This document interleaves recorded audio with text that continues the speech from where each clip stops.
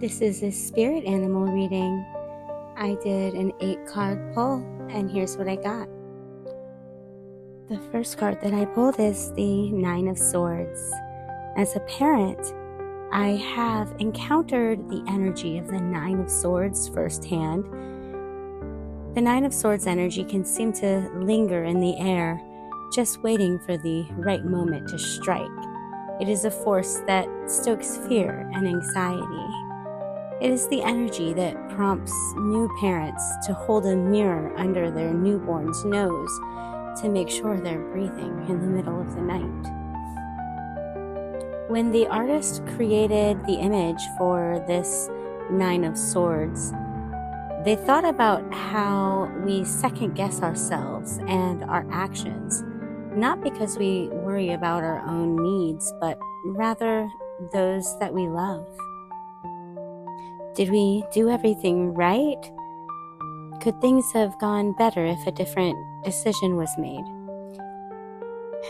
They envisioned a polar bear mother looking out into a melting landscape with brown skies created by pollution, wondering if there's a better way to move with her child. Or is this as good as it gets? This brings a combination of guilt and worry that can be paralyzing. When the 9 of Swords appears, you may want to consider if you're worrying to the point of creating undue anxiety. Are you overthinking a situation and causing yourself any unnecessary stress? Although this is not my favorite card to come up when doing a reading, it does serve a valuable purpose as it illuminates areas where we seem to get in our own way, where we fret so much over something to the point that we can actually attract the problem we would like to avoid. The energy of the polar bear is one that will help you find a good night's sleep, as it creates comfort within your mind and protects you from negative or anxious thoughts. The polar bear's fur is not white, but rather transparent, reflecting the light. Its black skin absorbs the energy of the sun.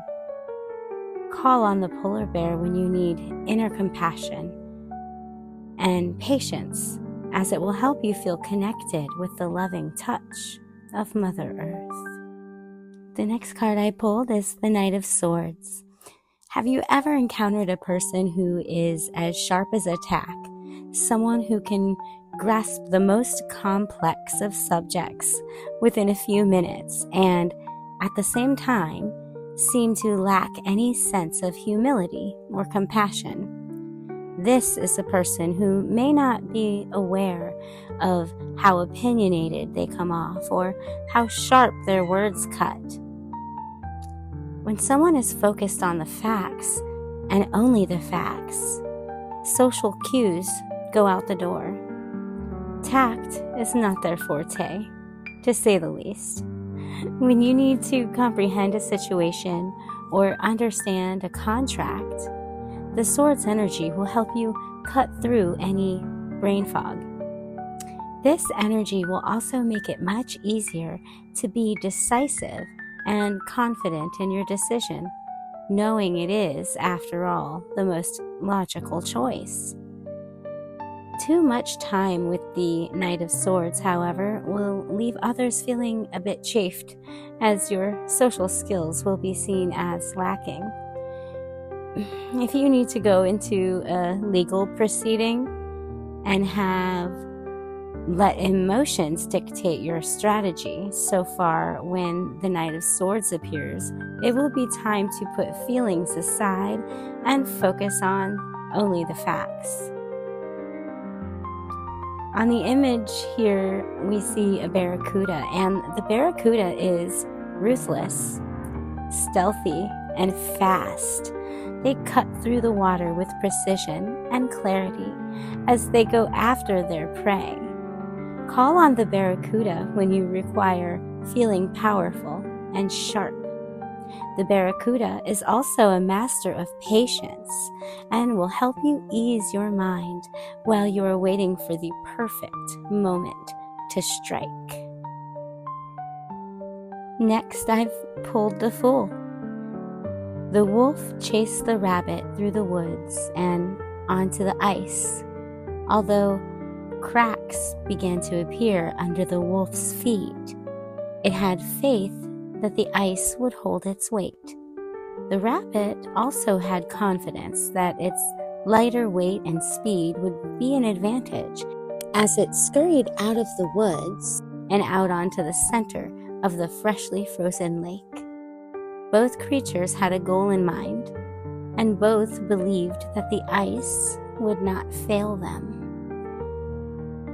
When the artist created this card, they wanted to illustrate the full energy of the Fool.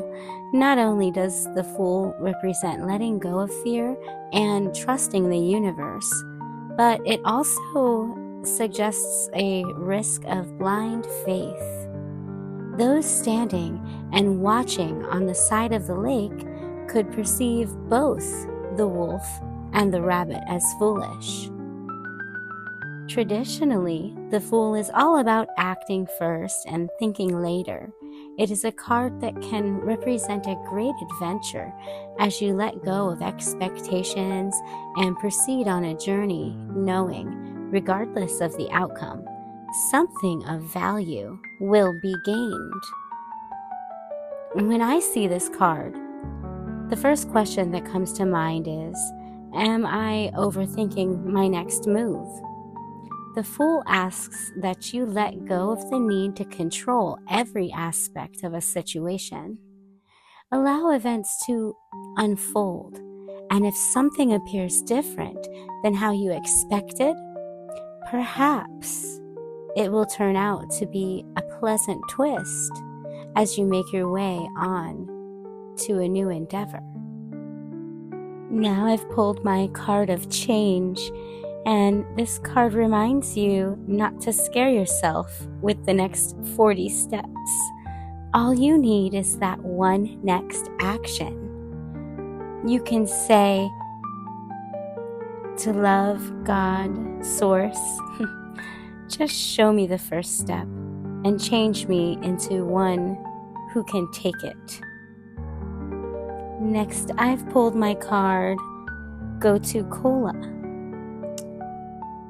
Some plants resemble the parts of the human body they affect, a natural phenomenon called the doctrine of signatures, and it proves to be true in the case of Gotu-Kola, which is shaped like the human brain.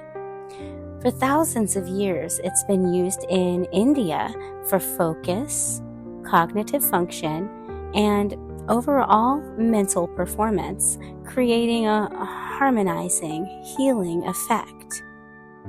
The Taoist master and herbalist Li Qingyun, who is said to have died at the age 256, was a big proponent and student of this plant. It was also used to relax the nervous system, repair nerve trauma, and reduce stress and anxiety. This is a masterful rejuvenating herb due to its ability to restore function and balance and nourish many aspects of the body and mind. Ancient Ayurvedic texts reference the herb's spiritually enhancing properties due to its balancing effect on the right and left brain, producing a heightened state of awareness. Modern science now confirms that Gotu-Kola can restore brain cell and nerve function, improve blood circulation, restore digestion, and speed the healing of wounds. Gotu-Kola is ruled by both Mercury and Uranus, as it not only increases circulation in the brain, it ignites alertness, concentration, and insightfulness. Also called the herb of enlightenment, it powerfully stimulates imagination, promoting lucid awareness and brilliance, which are traits embodied by both Mercury, which is the continuous mind, and Uranus, the higher self. Gotu-kola, like the wise hermit in the tarot, signals the achievement of great wisdom through solitude and trust. You're entering a period of deep inner contemplation. Looking for answers requires solitude and disconnection from the regular casualties of life. Gotu-kola walks through the undiscovered pathways of the subconscious mind with precision, guided by the light of the northern star.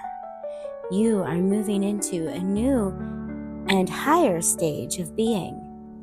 If you're experiencing a sense of loneliness or alienation, you are perhaps living a reality where your own deep truths have been denied. This is a time for introspection, a time for rest, meditation, and inner work. Your consciousness is undergoing a transmutation. Take the time to study. Invoke your higher consciousness every day through meditation and contemplation. Now I have for you the Porcupine Spirit, and this is the time for beginner mind. When Porcupine Spirit calls your name, you are being asked to adopt a beginner's mind and to approach situations with innocence and curiosity. The old, confining stories no longer have a hold on you. Life is full of surprises hiding in plain sight. Looking at the world afresh with new eyes can help you find what you have been seeking, whether it is a relationship, an opportunity, or the evidence that you have all you need right now to co-create what you desire. Who knew? Porcupine asks you to be playful and have a childlike curiosity. There's so much waiting for you that you have yet to discover. Are you feeling prickly and defensive lately and assuming you'll be hurt before you have seen any sign that such a reaction is called for? Perhaps an old sense of guilt and shame is causing you to be cynical and wary when you are meant to be open and curious. Self-protection is a good thing, but you may be protecting yourself from something that will not actually harm you, but instead will bring you abundance, happiness, and love. Remember your innocence, and you'll see what you have been overlooking. Porcupine quills are filled with air, allowing the porcupine to float in water. Now is the time to let your innocent nature keep you buoyant. Now I have my card of independence, and this card reminds you that the more you learn to feed yourself on the inside and care for the inner child, the more freestanding you become. A prayer for you. Help me feed and love this inner child, dear Lord. And the last card that I pulled in this reading is my card of hearth or comfort. This card reminds you to take some time out to rest and regenerate. Know what makes you comfortable. Keep the home fires burning. Create a peaceful and beautiful home life. Nourishing the mind, body, and spirit is important at this time. Focus on your inner life. For our ancestors, the hearth or home fire was the heart of the home. A fire always burned there, ready for warmth or cooking. The hearth fire was stoked carefully and rarely allowed to go out, as if it was a source of comfort for all and often a place where family and friends would meet. The city temple of the goddess Vesta in Rome was considered the sacred heart of the city and was where the foculus or hearth was contained. This was a fire that burned as the sacred heart of the city and its territories. A second fire, one of protection, was also within the temple. Vesta's temple was one of the only places of worship to be circular in design and was completely covered to protect the holy flame from being snuffed out by the weather. The saying, "Keep the home fires burning," was inspired by this practice.